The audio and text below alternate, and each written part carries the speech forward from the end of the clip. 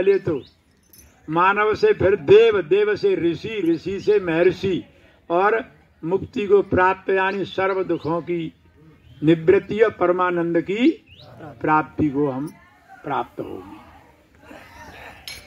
पीछे और पीछे न लौटे मात्रगाम, यानी कुत्ता बिल्ली पशु पक्षी योनियों में हम न जाएं।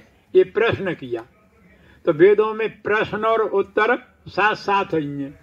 इसी लाइन में उन्होंने परमात्मा ने इसका उत्तर भी दिया। भक्त ने तो कहा माँ प्रगाम पथो वयम माँ यज्ञात, और वो कह रहे हैं माँ यज्ञात इंद्र सोमनः, हे शांति के अभिलाषी तू याज्ञिक बन, यज्ञ कर। जो याज्ञिक बनने से तू जो है सुख और शांति को प्राप्त होगा। बिना यज्ञ के सुख और शांति प्राप्त नहीं हो सकती है।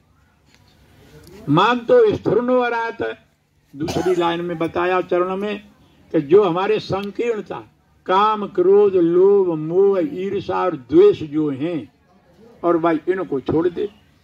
जब तक ये रहेंगे, पात्र में गंदगी है तो उस पात्र में हम अच्छी वस्तु कोई नहीं रख सकते हैं।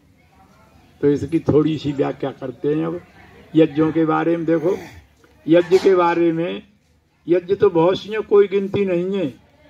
यज्ञो वही श्रेष्ठतमम कर्म, यानी शतपथ ब्राह्मण का शब्द है कि जितने हमारे श्रेष्ठ कर्म होते हैं वो यज्ञ का रूप धारण करते हैं, वो यज्ञ के खाते में जुड़ते हैं।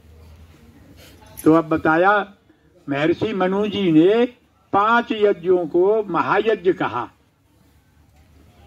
ब्रह्म यज्ञम देव यज्ञम पितृयज्ञम च सर्वदा नृयज्ञम भूत यज्ञम यथाशक्ति न आपयेत, यानी ये 5 यज्ञ महायज्ञ हैं। ये प्रत्येक को रोजाना करनी चाहिए।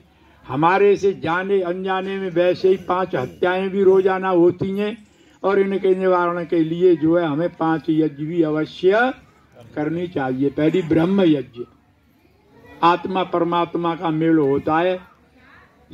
2 बेलाएं होती हैं, प्रातः वेला और सायं वेला। तो हमें सुबह और शाम जो है स्त्री पुरुष बालक वृद्ध सबको जो है ब्रह्म यज्ञ करनी चाहिए।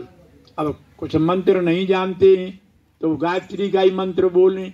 गायत्री मंत्र भी ना जान पाए, कोई बड़े बूढ़े बुजुर्ग ऐसे भी हैं तो ओम का ही उच्चारण करें। बहुत तक कहते हैं हम पर समय नहीं है।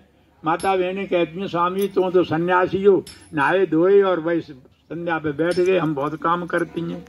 तो उनके भी लिए यह है कि जब जगती हैं अपनी चारपाई पर ही बैठ करके 10 मिनट 5 मिनट 15 मिनट जैसा हो तैसे वहीं संध्या करनी चाहिए। ईश्वर का ध्यान अवश्य करना चाहिए।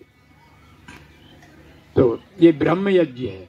ब्रह्म यज्ञ जो है सब यज्ञों का मूल है, अनिवार्य। जैसे बच्चे इम्तिहान देते हैं तो एक प्रश्न आता है कि यह अनिवार्य है, वो सबको करना ही है। तो ऐसे ही ब्रह्म यज्ञ जो अनिवार्य है। कुछ कुछ कहते हैं कि यज्ञों में तो छूट है, देव यज्ञ में दोनों समय करें, दोनों समय न करें, एक ही समय कर लें।